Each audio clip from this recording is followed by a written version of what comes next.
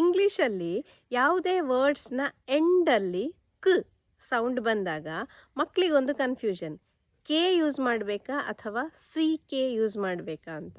So ಒಂದು simple rule, sound ಕ್ ಅದರ ಮೊದಲು ಶಾರ್ಟ್ ವಾವೆಲ್ ಸೌಂಡ್ ಅಂದರೆ ಎ ಇ ಆ ಈ ಸೌಂಡ್ಸ್ ಬಂದರೆ ನಾವು ಸಿ ಕೆ ಯೂಸ್ ಮಾಡ್ತೇವೆ. ಫಾರ್ ಎಕ್ಸಾಂಪಲ್ ಡಕ್ ಡ್ ಅಕ್, ಪಿಕ್ ಪ್ ಇಕ್, ಪ್ಯಾಕ್ ಪ್ ಆಕ್, ನೆಕ್ ನ ಎಕ್.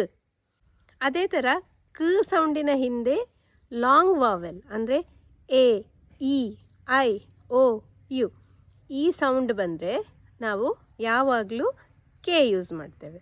ಫಾರ್ ಎಕ್ಸಾಂಪಲ್ ಬುಕ್, ಅದು ಲಾಂಗ್ ವಾವೆಲ್ ಸೌಂಡ್, ಊ ಸೌಂಡ್ ಬರ್ತಿದಲ್ಲ, ಬುಕ್. ಹುಕ್, ಜಾ. ಇಂತಹ ಇನ್ನಷ್ಟು ಸಿಂಪಲ್ ರೀಡಿಂಗ್ ಆ್ಯಂಡ್ ರೈಟಿಂಗ್ ಟಿಪ್ಸ್ಗಳಿಗಾಗಿ ನಮ್ಮ ಯೂಟ್ಯೂಬ್ ಚಾನಲ್ ಮತ್ತು ಫೇಸ್ಬುಕ್ ಚಾನಲ್ ಗ್ರಾಮೀಣ ವಿದ್ಯಾ ಕೇಂದ್ರಕ್ಕೆ ಸಬ್ಸ್ಕ್ರೈಬ್ ಮಾಡಿ ಮತ್ತು ಫಾಲೋ ಮಾಡಿ. Thank you.